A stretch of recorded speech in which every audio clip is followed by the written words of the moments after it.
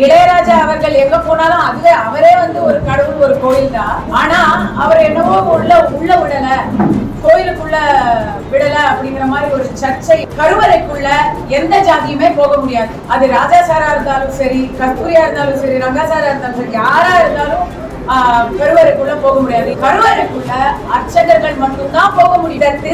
பிரிச்சு பேசுற இந்த வன்ம போக்க கண்டிச்சு தான் நவம்பர் 3ஆம் தேதி கஸ்தூரி பேசினாங்க. அதே தான் திருப்பியும் பேசுறேன். கொஞ்சம் அரசியலும் பேசிருக்கோம், மொத்த அரசியலும் பேசி பிடிச்சுதான் அவங்க கிட்ட சொல்லுவோம். சரிங்களா? என் வாழ்க்கை ரொம்ப மாறி போச்சு இந்த ஒரு மாசமா. அந்த மாற்றங்களை பத்தி தான் நாங்க பேசுறோம். கொஞ்சம் அரசியலும் பேசிருக்கோம், மொத்த அரசியலும் பேசி பிடிச்சுதான் அவங்க கிட்ட சொல்லுவோம். சரிங்களா? இன்னும் ஒரு முக்கியமான விஷயம், இதை நீங்க யாரும் கேட்கலனாலும் நான் இதை சொல்றேன். நீங்க கேள்வி அப்புறம் வேணா கேள்வி எடிட் பண்ணிக்கோங்க. இளையராஜா அவர்களை பற்றிய சர்ச்சை. இளையராஜா என்பவர் ஒரு இசை கடவுள். கடவுளுக்கு கோயிலுக்கு போகணுங்கிற அவசியமே இல்ல.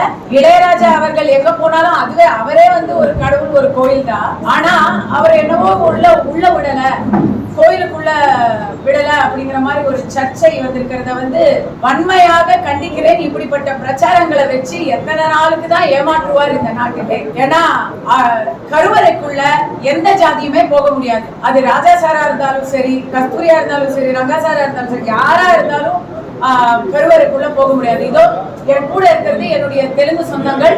தமிழ்நாடு தெலுங்கு மக்கள் இயக்கத்தை சேர்ந்த என்னுடைய சகோதரர் தேவரகொண்டா ராஜு, ப்ரொஃபசர் ஸ்ரீனிவாச ராவ். அவங்க யாரு நினைச்சாலும் கருவறைக்குள்ள போக முடியாது.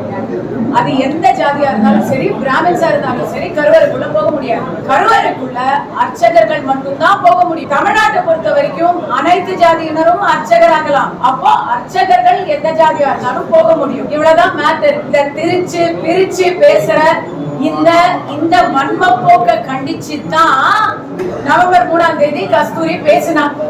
அதே தான் திருப்பியும் பேசுறேன்.